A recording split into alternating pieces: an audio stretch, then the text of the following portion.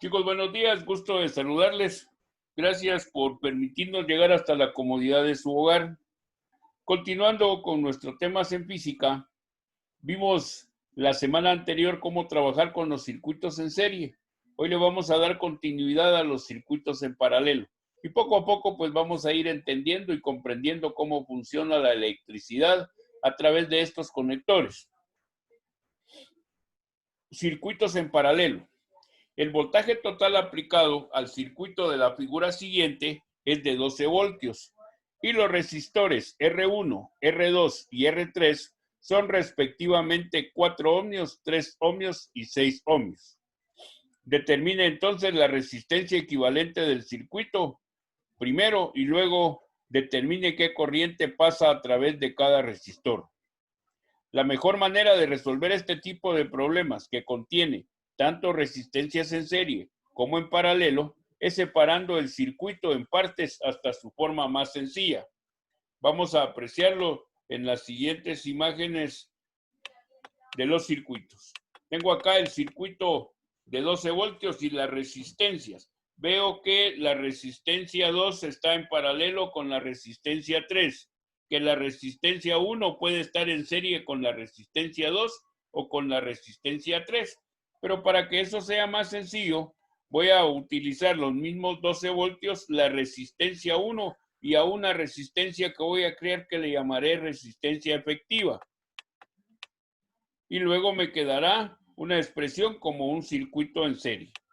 Al verificar que la resistencia equivalente está en serie con la resistencia 1, esa resistencia equivalente total no será otra cosa sino la suma de la resistencia 1 más la resistencia equivalente. Entonces, la resistencia será igual total a la resistencia 1 más la resistencia equivalente. Esas dos resistencias tienen 2 y 4 ohmios respectivamente. Entonces, la resistencia será igual a 6 ohmios. La corriente total se puede determinar a partir de la ley de Ohm. Y esta ley va a especificar lo siguiente. La intensidad de corriente será igual a el voltaje dividido la resistencia, por lo que la intensidad de corriente será entonces igual a 12 voltios dividido los 6 ohmios. La intensidad de corriente, por lo tanto, será equivalente a 2 amperios. La corriente a través de R1 y R efectiva es entonces de 2 amperios, puesto que se encuentra en serie. Para determinar la corriente 2 y 3, debemos conocer la caída de voltaje a través de la resistencia equivalente RE.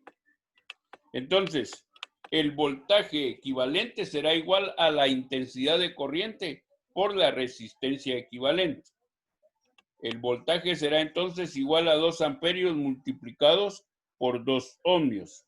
Y eso me dirá que el voltaje equivalente será igual a 4 voltios. Por lo que el potencial debe caer 4 voltios a través de cada una de las resistencias R1 y R3. Las corrientes se determinan de nuevo a través de la ley de Ohm, donde la intensidad de corriente será igual a el voltaje equivalente dividido la resistencia 2. Y eso será entonces lo siguiente. Tendré que la intensidad de corriente 2 será igual a el voltaje equivalente dividido 3 ohmios y eso me dará 1.33 amperios. Luego tendré que la intensidad 3 será equivalente a el voltaje equivalente dividido por la resistencia 3. El voltaje equivalente vuelven a ser los 4 ohmios y la resistencia 3, 6 ohmios. 4 voltios el voltaje equivalente. Entonces, la intensidad de corriente 3 será igual a 0.67 amperios.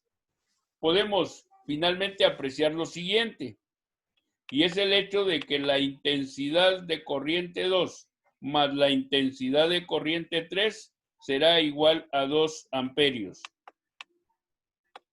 que es la corriente total que se entrega al circuito. Veamos adicionalmente lo siguiente. En la mayoría de los casos, los circuitos en paralelo, hay una resistencia inseparable a las fuentes de FEM. Esta se llama resistencia interna y se representa por R. Se muestra esquemáticamente como un pequeño resistor en serie con la fuente de FEM. Cuando una corriente fluye por un circuito, hay una pérdida de energía a través de la carga externa. Y también hay una pérdida de calor debido a la resistencia interna. Por lo tanto,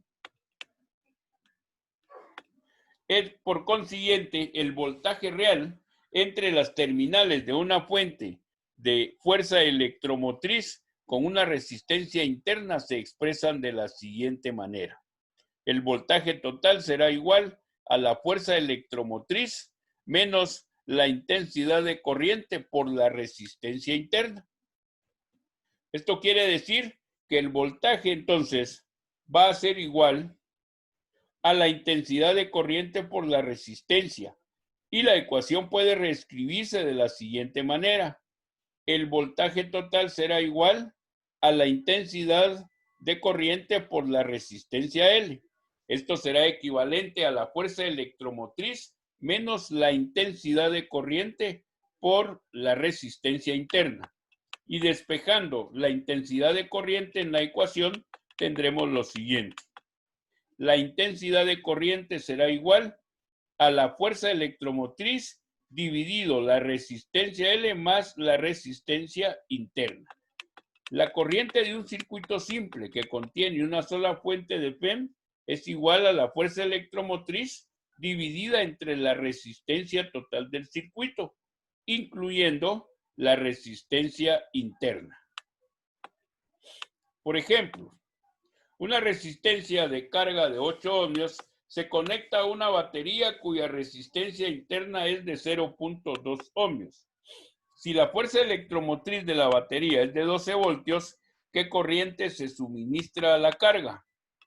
Y por último, ¿cuál es el voltaje en las terminales de la batería? La corriente suministrada se determina a partir de la ecuación donde la intensidad de corriente es igual a la fuerza electromotriz dividido la resistencia L más la resistencia interna.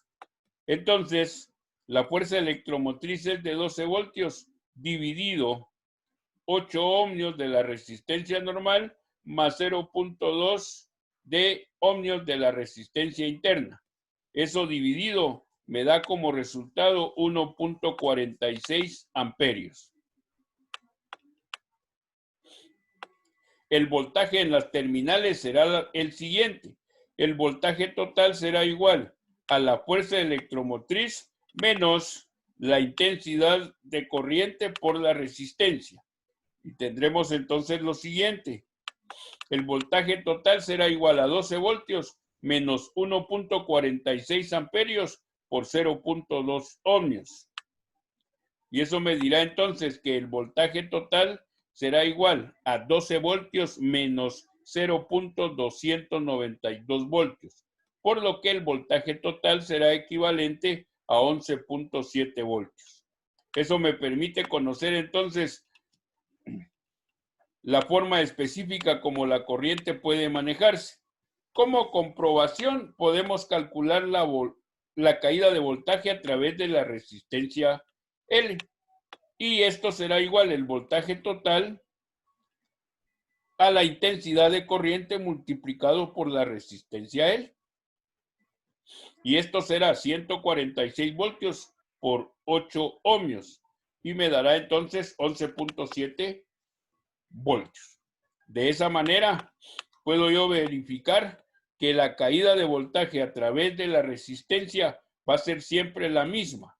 No importa si el voltaje lo calculo de esta manera o lo hago equivalente a través de la comprobación con el voltaje total.